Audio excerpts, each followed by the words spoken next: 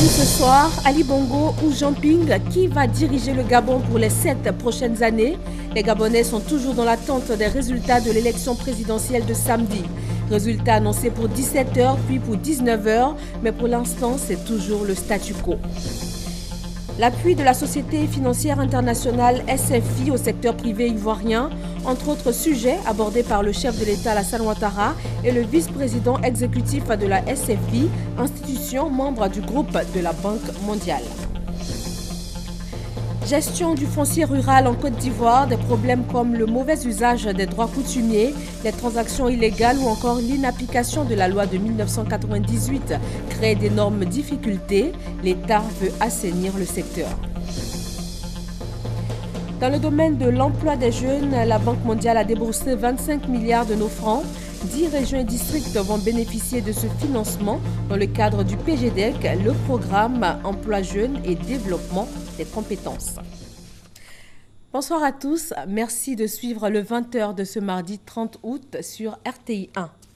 Démarrons par un communiqué de la présidence de la République de Côte d'Ivoire sur l'élection présidentielle au Gabon. Suite aux informations relatives à l'ingérence de M. Mamadi Diané dans le processus électoral de la République sœur du Gabon, il a mis fin à ses fonctions de conseiller spécial à la présidence de la République de Côte d'Ivoire à compter de ce jour.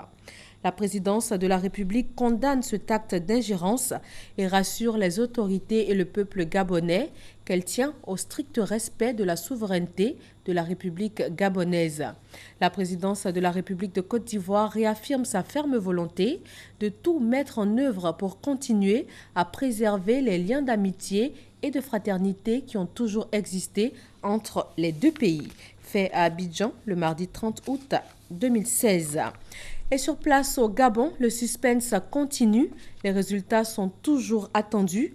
Le pays tout entier reste suspendu à l'annonce de la commission électorale. Et nous allons joindre en direct de Libreville notre envoyé spécial Thomas Guessambi. Bonsoir Thomas. Bonsoir Fatou. Alors Thomas, est-ce qu'on sait pourquoi les résultats ne sont pas encore disponibles? Ils ont été annoncés pour 17h, ensuite pour 19h, là il est 20h, mais toujours rien. Est-ce qu'on a une idée du pourquoi? Non, on se pose toujours la même question. Annoncé pour 17h, je me suis présenté personnellement devant la commission électorale nationale autonome permanente, Sénat, et les portes de cette institution sont encore fermées. On nous a plutôt dit de repasser à 21h et peut-être c'est ce qu'on va faire. Mais je dois dire que les minutes, les heures qui passent deviennent de plus en plus pesantes parce que le Gabon attend des résultats qui vont certainement normaliser la vie sociale parce que depuis ce matin, les rues sont désertes, les magasins sont fermés. Et tout le monde n'attend que ces résultats pour que le Gabon, qui retient son souffle, réapprenne à vivre comme toujours. Alors, résultat annoncé pour 21h, mais vous êtes déjà au siège de la commission. Quelle est l'ambiance en ce moment?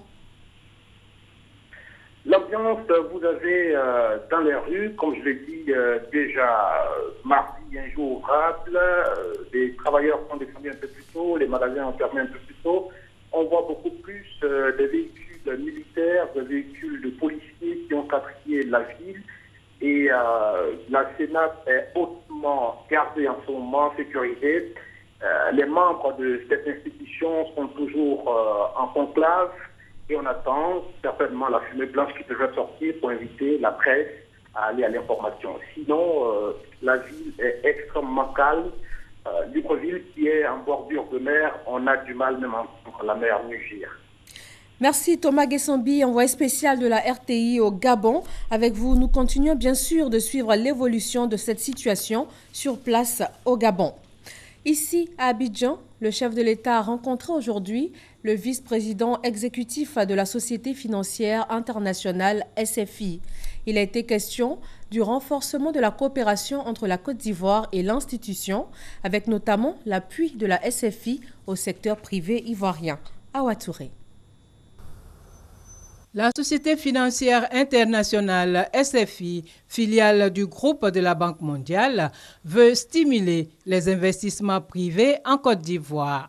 À Abidjan, depuis le 29 août, le vice-président exécutif de cette institution financière est venu faire au président de la République Alassane Ouattara le point du soutien de la SFI à l'amélioration de l'environnement des affaires et à l'appui au secteur privé ivoirien. Un programme qui a pour cible les petites et moyennes entreprises avec un accent particulier sur les femmes chefs d'entreprise. On a décidé d'accroître les investissements de la SFI en Côte d'Ivoire. Donc on a fait un petit tour sur de différents secteurs, en particulier l'énergie, mais aussi le secteur de l'agribusiness et d'autres, comme on a fait avec le gouvernement. Et en fait, c'était plus une volonté des deux côtés de porter cette collaboration qui marche très bien au niveau supérieur.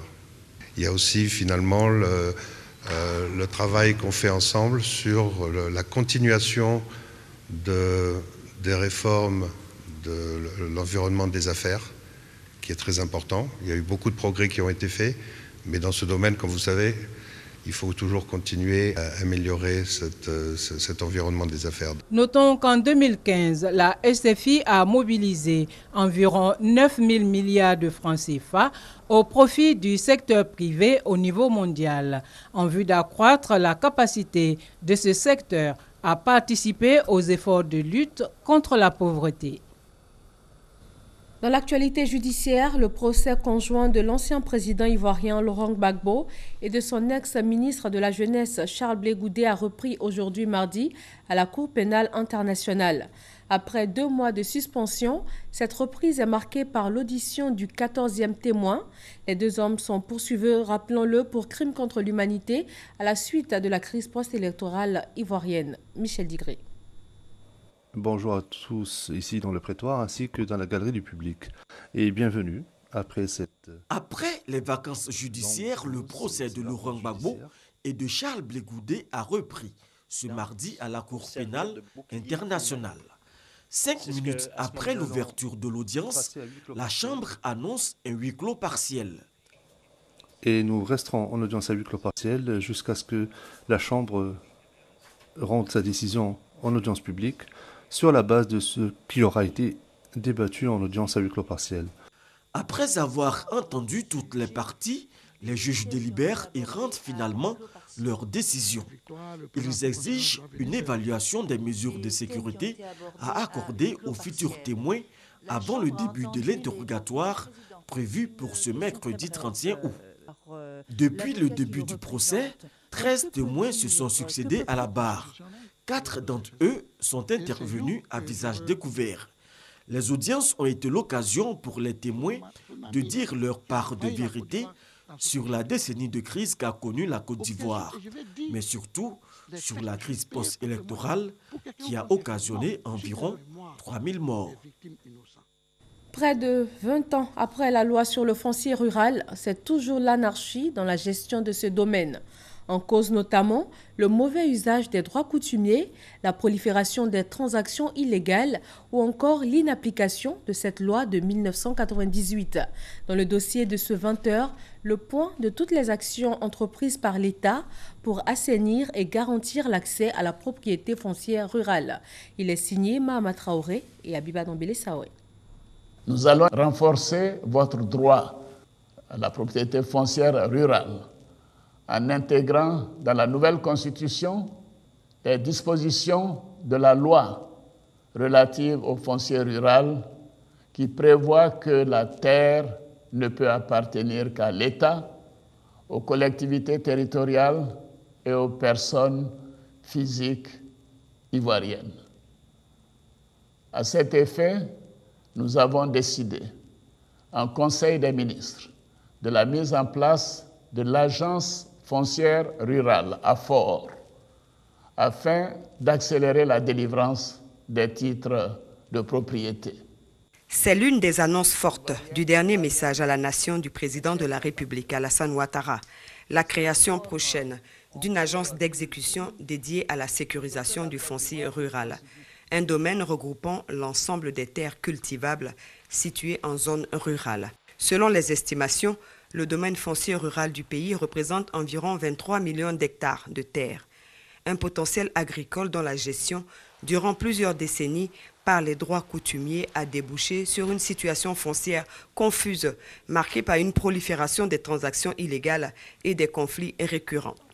Pour mettre fin à une telle anarchie, une loi sur le domaine foncier rural voit le jour en 1998, loi qui connaîtra des difficultés de mise en œuvre en raison de la crise sociopolitique des années 2000. Ce qui était prévu à l'origine, c'est qu'il y ait des campagnes d'explication dans tous les départements de la Côte d'Ivoire, mais également des campagnes de sensibilisation dans toutes les sous-préfectures et dans tous les villages. Et la réalité est que ces opérations d'explication, de sensibilisation n'ont pas pu se faire véritablement. Il y a également que les procédures sont perçues comme étant complexes et longues. Après la crise post-électorale de 2011, le gouvernement Ouattara prend en main la question foncière. Dans cette dynamique, un séminaire gouvernemental est organisé en juin 2012 à Yamoussoukro. De nombreuses décisions y seront arrêtées.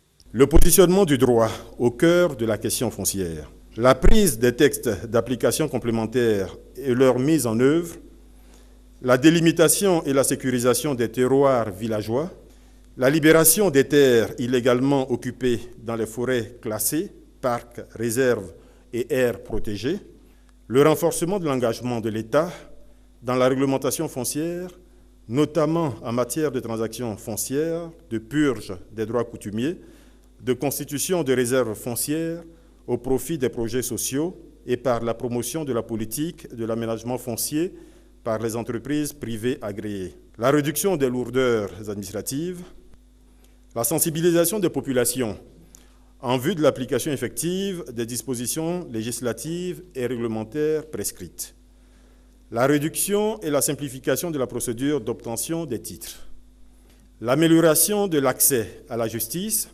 et la célérité des procédures de règlement des conflits. L'érection du stéliona en infraction. Le stéliona étant la fraude consistant à vendre ou à hypothéquer un même bien à plusieurs personnes ou à vendre un bien dont on n'est pas propriétaire. Ces nombreuses décisions vont sonner le déclic dans la mise en œuvre de la loi sur le domaine foncier rural. Pour preuve, de 39 certificats fonciers délivrés entre 1999 et juin 2011, le bilan actuel est de 3018 certificats fonciers délivrés. Une avancée notable que l'État veut consolider avec l'opération de délimitation des territoires de village. Ce avec le concours financier de ses partenaires au développement.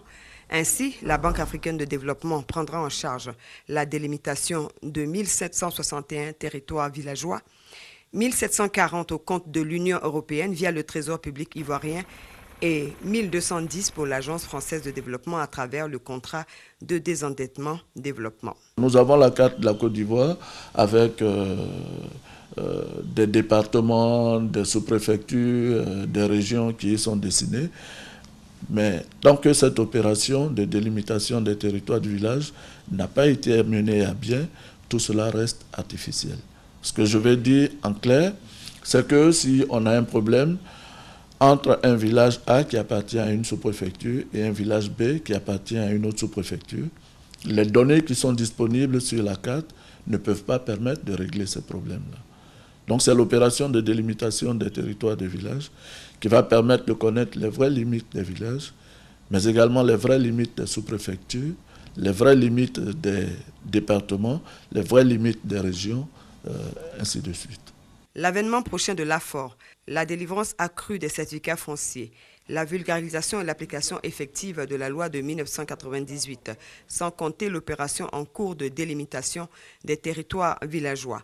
Autant d'initiatives qui marquent la détermination de l'État à résoudre définitivement l'anarchie dans la gestion du domaine foncier rural. La cohésion sociale et la paix durable sont à ce prix. Et retrouvez après ce journal sur le coup de 20h50 un focus sur le même sujet, le foncier rural, les problèmes rencontrés sur le terrain, les solutions engagées par le gouvernement pour y faire face. Et déjà, Herman Guivet nous en propose un avant-goût. Sur la côte ouest de l'Afrique, un pays, la Côte d'Ivoire. 322 462 km². Le pays compte 23 millions d'habitants selon le dernier recensement de la population, RGPH 2014. Le pays regorge de potentialités économiques. 16 millions d'hectares de forêt en 1960. 50 ans plus tard, il n'en resterait plus que 2 millions.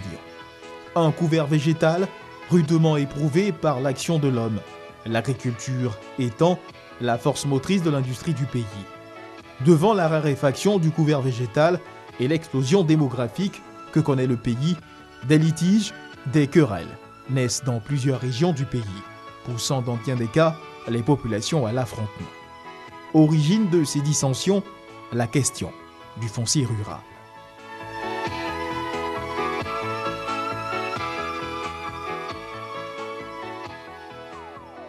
Voilà, tout à l'heure à 20h50, le focus sur le foncier rural sur RTI 1, réalisé par la rédaction Information et Reportage institutionnel. Et puis la rédaction de RTI 1 va vous proposer également, tout juste après ce focus, 2 entretiens. Le premier avec le directeur général adjoint du FMI, Fonds monétaire international, et le deuxième avec le vice-président de la Banque européenne d'investissement. Les 2 hommes ont parlé entre autres de la coopération de leurs institutions avec la Côte d'Ivoire. Un extrait maintenant de l'échange d'Adama Koné avec Ambroise Fayol, vice-président de la Banque européenne d'investissement. D'accord. Alors, depuis 2010, la Banque européenne d'investissement a injecté autour de 145 milliards d'euros en Afrique de l'Ouest sous forme de prêts dans 39 projets. Quelle est la part de la Côte d'Ivoire dans cette corbeille? Alors, je ne vous répondrai pas au pourcentage près. Je dirais que la Côte d'Ivoire, c'est un des poumons de l'Afrique. C'est une des économies particulièrement importantes en Afrique de l'Ouest. C'est le moteur de la sous-région. C'est 40% du PIB de la sous-région. Et donc, chaque fois qu'on aide un projet en Côte d'Ivoire, on sait que ça bénéficiera non seulement à la Côte d'Ivoire, mais aussi à la sous-région. Et les projets qu'on a développés, que ce soit dans le domaine électrique, dans le domaine de l'eau, dans le domaine d'un certain nombre d'infrastructures ou dans le domaine du développement du secteur privé, sont des projets qui contribuent à améliorer la vie au quotidien des populations locales. Et de manière plus générale, nous avons en Afrique chaque année à peu près 2,5 milliards d'euros de financement. Et nous continuons à développer cette politique qui vise à augmenter les crédits en Afrique parce que nous sommes convaincus que le développement de l'Afrique est une des clés pour le succès de ce continent, mais aussi pour le succès de l'Europe. La suite, ce sera tout à l'heure sur RTI 1. Toujours dans l'économie nationale, un nouveau tableau des opérations financières de l'État est en cours d'élaboration. Les cadres des administrations publiques travaillent à le rendre conforme aux directives de l'Union économique et monétaire ouest-africaine, UEMOA. Francis Boifo. 6 jours pour réfléchir à l'élaboration du nouveau tableau des opérations financières de l'État, TOF. C'est un tableau synoptique qui permet d'avoir l'ensemble des dépenses et des recettes de l'État. Le manuel de gestion des finances publiques comprendra le tableau des statistiques publiques, le tableau de trésorerie, le tableau des actifs et passifs financiers, le tableau de la dette à la valeur nominale. Cela, conformément aux nouvelles directives de l'UEMOA, l'Union économique et monétaire ouest-africaine. Ce nouveau cadre, une fois mis en œuvre, devrait permettre de suivre et d'évaluer l'efficacité de nos politiques fiscales et budgétaires, d'analyser la performance économique et financière de notre administration et l'impact de nos politiques fiscales et budgétaires sur les autres secteurs de l'économie. Financé par la Banque mondiale à travers le don de gouvernance et de développement institutionnel, DGDI, l'atelier de Bassam s'oblige aussi à élaborer des supports techniques pour la négociation du prochain programme économique et financier entre l'État et le Fonds monétaire international, FMI. Une mission du FMI est attendue à Abidjan du 21 au 27 septembre 2016. Le secrétariat technique du contrat de désendettement-développement C2D apporte son appui aux acteurs impliqués dans les procédures de passation de marché. Leurs capacités sont renforcées, notamment sur les nouvelles dispositions réglementaires des marchés publics. Lanciné Bakayoko et Jean-Jacques Kwame. Dans le cadre du contrat de désendettement et de développement, CDD, 336 marchés ont été passés pour 288 milliards de francs CFA. Ces résultats obtenus de 2013 à ce jour ne peuvent cacher les difficultés dans l'exécution des projets. Ces difficultés concernent pour l'essentiel la non-maîtrise des procédures en vigueur, la définition des critères de sélection des entreprises se sont avérés bien souvent disproportionnés et fort contraignants au regard du niveau de complexité réel des acquisitions à réaliser. Cette session de formation, une opportunité pour les acteurs opérationnels. En réalité, la mise en œuvre des procédures simplifiées, qui est l'élément nouveau de la session, est exclusivement l'affaire des unités de coordination, la direction des marchés publics s'étant retirée de la gestion opérationnelle des procédures jusqu'à 300 millions de francs CFA. Il s'agit pour ces unités de terrain d'élaborer des outils de visibilité, de monter des dossiers d'appel d'offres de qualité avec des critères objectifs et non orientés. À l'expérience du passé, la partie ivoirienne se révèle déjà comme un bon élève.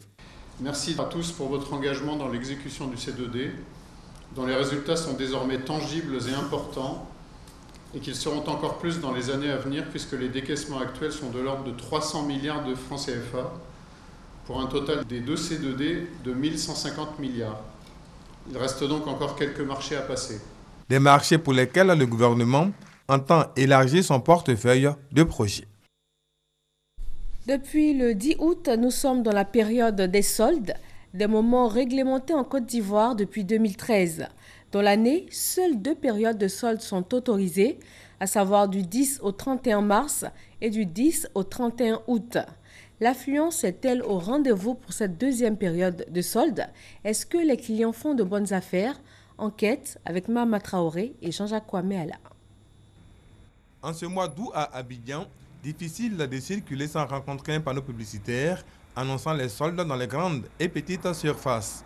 Toutes entendent ainsi profiter de cette deuxième période des soldes de l'année qui se tient du 10 au 31 août. Mais sur le terrain, ce n'est pas la grande affluence. Au début, ça allait un peu, mais actuellement, nous rentrons de plein pied dans la rentrée scolaire, donc c'est un peu difficile. On avait voulu peut-être que par rapport à un déstockage de près de 80%, mais bon, on n'a pas atteint, peut-être on a à peine peut-être 40-30% de ce qu'on espérait. Attirés par les annonces de soldes, Marcel Loboué et Jacques Kwasi décident de faire les magasins. Tous deux en répartiront dessus.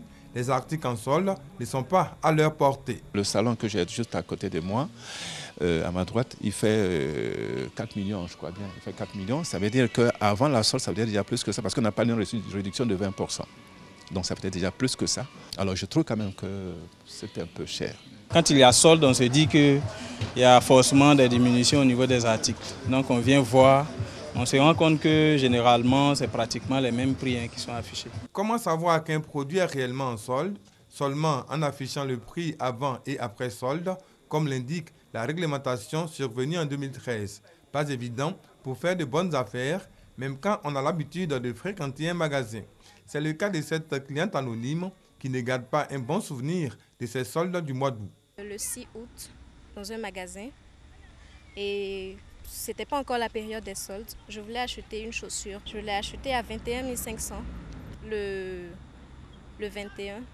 Je suis retournée dans le même magasin et j'ai vu la même chaussure. J'étais curieuse de voir avec les soldes qu'est-ce que ça donnait.